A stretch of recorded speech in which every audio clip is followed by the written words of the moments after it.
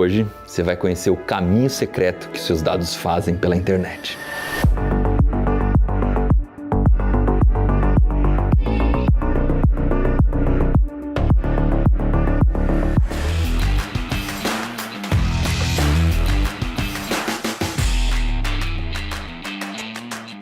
Nesse vídeo, a gente vai investigar em detalhes como é que os seus dados atravessam o mundo inteiro na hora que você usa a internet. E é lógico que quando o assunto é tecnologia de ponta, quem tá com a gente sempre é a Petrobras, que é líder em tecnologia e inovação no Brasil. E esse aqui é mais um episódio da nossa série Super Tech, em que a gente mergulha a fundo em alguma super tecnologia que vai mudar o mundo. Para começo de conversa, o que é exatamente a internet? Ela é uma rede gigante de computadores, são bilhões de computadores e outros dispositivos que estão interconectados. Então quando você digita o nome de um site, dá Enter no seu computador, essa informação ela vai viajando de computador em computador, de roteador em roteador, por cabos e tal, até chegar no computador em que a informação que você pediu está guardada. E dali, essa informação volta até você, fazendo um caminho parecido com o de ida. A gente não para muito para pensar nisso, mas cada e-mail, cada mensagem, cada jogo que você acessa está guardado em um computador em algum lugar do mundo. Um computador de verdade mesmo. Então vamos começar a brincadeira agora. Vamos seguir a informação.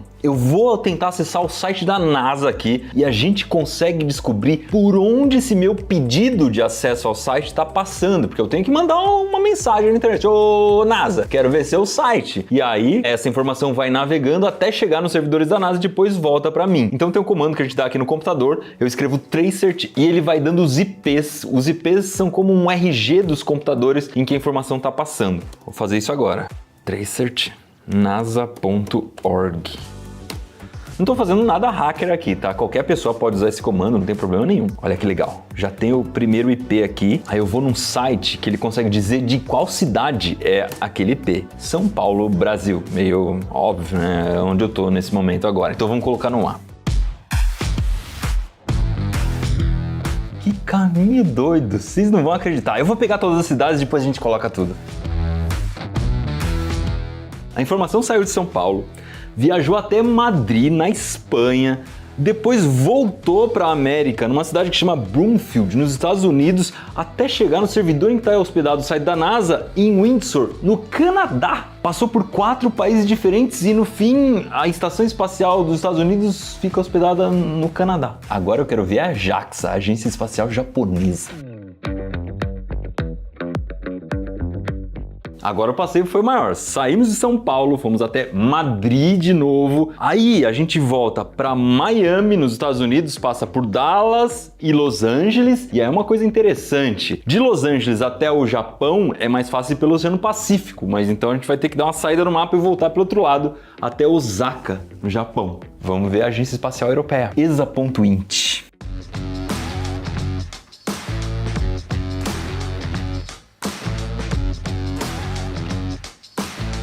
Esse caminho para Madrid tá ficando manjado, hein? Mais uma vez, Madrid, Montreal no Canadá e aí vai para Paris, onde deve estar o servidor da Estação Espacial Europeia. Agência Espacial Chinesa, cnsa.gov.cn.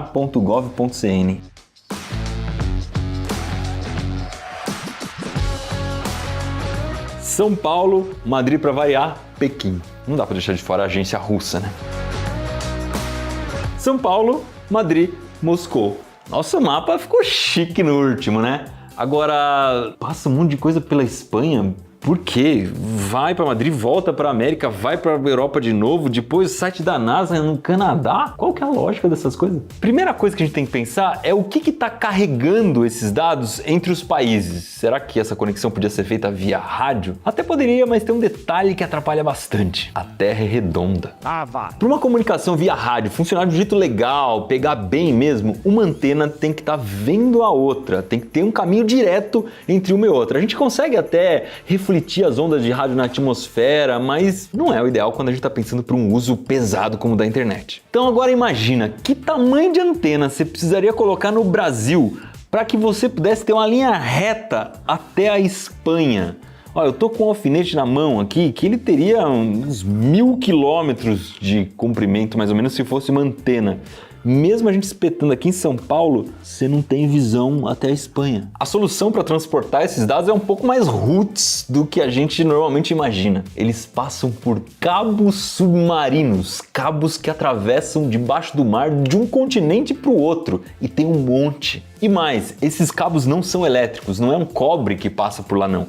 É fibra ótica, é luz que está passando por dentro desse cabo, e com isso a gente consegue ser muito mais rápido do que se fosse um fio de cobre. O fio comum esquenta, ele tem interferência eletromagnética, significa que se você passar um ímã perto dele, por exemplo, ou cair um raio perto, vai atrapalhar a comunicação. Aqui não, se você for acessar a agência espacial japonesa, em 1 segundo você está do outro lado do mundo. Eu vou confessar que para mim, que gosto muito de submarino, essa ideia de ter cabos passando pelo fundo do oceano é muito louca. E eu sempre imaginei que eram cabos gigantescos, super resistentes, mas nem é muito assim. Quando ele tá lá no fundo do oceano mesmo, ele é fininho, tem tipo 2 ou 3 centímetros de diâmetro. Ele só vai ficar grosso perto da costa, porque aí tem problema de onda, vento e tudo mais, precisa de proteção. Outra coisa muito louca é que a gente já usa esse tipo de cabo há muito tempo. O primeiro cabo submarino internacional do Brasil foi inaugurado em 1874 para fazer uma comunicação via telégrafo entre o Brasil e Portugal. Se você ainda não deu joinha nesse vídeo, valia por essa informação, hein? Outra coisa muito legal que eu acho do cabo de fibra ótica é que aqui dentro acontece um fenômeno físico que se chama reflexão total. Esses cabos são feitos de vidro, não esses daqui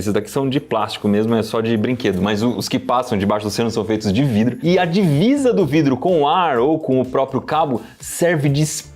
Isso quer dizer que a luz dentro do cabo, ela não faz curva, ela fica zigue-zagueando, batendo num espelho do lado, batendo no espelho do outro até chegar na outra ponta. E aí tem uma experiência muito legal para você fazer, que a gente já fez aqui no Manual do Mundo, que é colocar um canudinho embaixo de uma garrafa PET, colocar água e jogar o laser lá dentro. Você vai ver esse fenômeno acontecendo na água que sai pelo canudinho. É bonito pra caramba, vale a pena fazer em casa.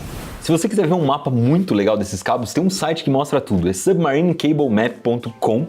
Ele é assim.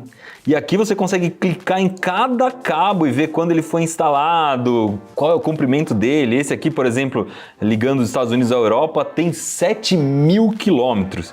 E aqui, olhando esse mapa, tem uma coisa muito interessante, que é um cabo que liga o Brasil à Espanha. Ele passa aqui primeiro em Portugal. Pensando só no trecho de água mesmo, ele sai de Fortaleza, tem 6.200 quilômetros por baixo d'água, chega até Portugal e depois vai até a Espanha, e foi inaugurado em 2021. É um cabo novinho, e é muito provável que seja por ele que estejam passando todas essas comunicações que a gente fez hoje aqui. E é lógico, se a gente tá falando de oceano, tem Petrobras. Eles usam cabos submarinos pra caramba nas plataformas, para garantir a integração e a comunicação entre todos os processos, sistemas e robôs. Eles têm cabos submarinos de altíssima potência para ligar as plataformas ao centro de operações integradas. É uma tecnologia muito parruda para que tudo funcione com muita segurança para as pessoas e para o meio ambiente. Pensando no nosso mapa, aqui ainda tem umas coisas estranhas, né? NASA no Canadá, dependendo do jeito que você acessa a Agência Espacial Europeia, a ESA, cai em São Francisco, aqui na Califórnia. Lugares esquisitos, né? Isso acontece porque na grande maioria das vezes os sites não ficam num computador ali dentro da sede da empresa. Eles ficam em servidores, em computadores muito parrudos dentro de data centers, que são lugares imensos,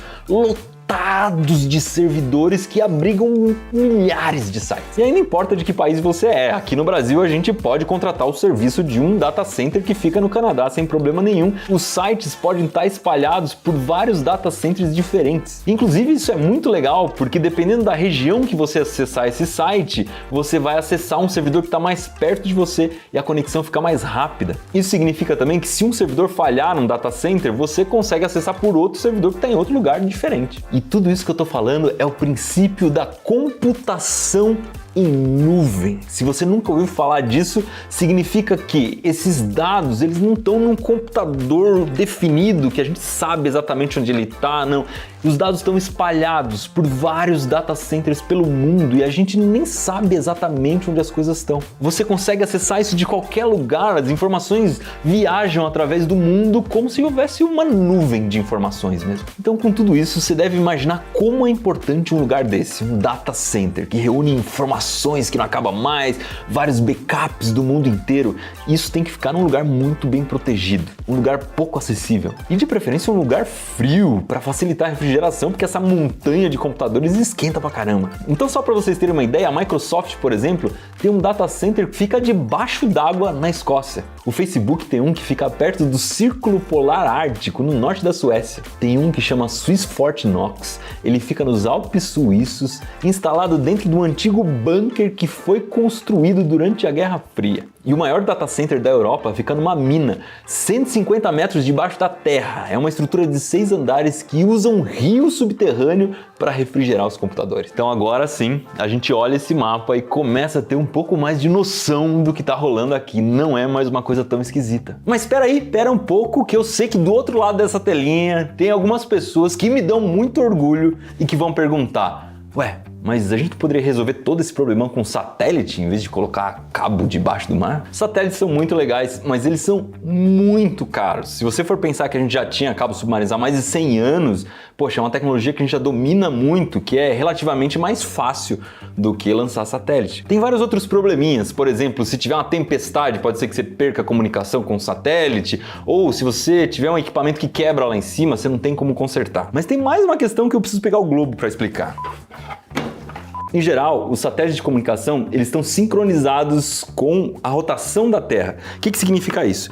Que para a gente ter um satélite que atende o Brasil, o satélite tem que girar junto da Terra para estar sempre em cima, sempre apontando, sempre enxergando o Brasil. Para isso acontecer, ele tem que estar numa altitude muito específica, que é de mais ou menos 36 mil quilômetros. E isso causa um atraso na comunicação. Mesmo que a gente saiba que está tudo acontecendo na velocidade da luz, quando a gente está trocando informação muito rápida, tipo num jogo, por exemplo, que você manda informação pro servidor, ele te devolve, isso começa a dar um monte de atrasinhos que no fim das contas deixa o negócio meio inviável. Nesse caso, a solução que parece óbvia é você colocar satélites mais perto, né? Um satélite da altura da Estação Espacial Internacional, lá nos 400, 500 quilômetros de altitude, só muito mais perto. Aí a gente tem algumas desvantagens. A primeira é que o satélite não enxerga mais o Brasil inteiro. Ele vai enxergar uma área muito pequenininha ali, porque ele está muito próximo. A segunda é que ele não consegue mais ficar em sincronia com a Terra. Ele tem que girar mais rápido do que o planeta.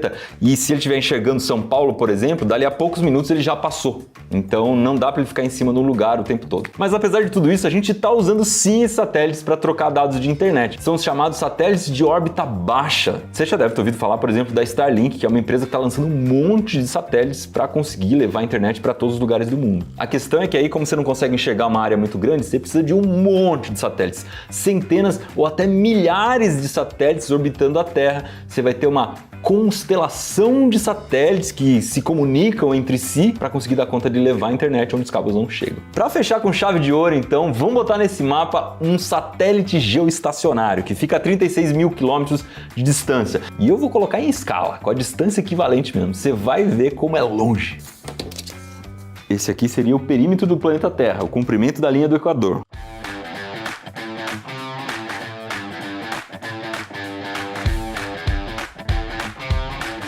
Vamos pegar uma pessoa que está no interior de Altamira, no Pará, o maior município brasileiro, e quer se comunicar com São Paulo. A informação sai de lá, vai até o satélite. É tão longe que o pedaço de lã que eu escolhi não deu. Vou ter que emendar aqui. A questão não é só a ida. A informação tem que ir até o satélite e depois voltar. Então, no total, ela vai andar pelo menos 72 mil quilômetros.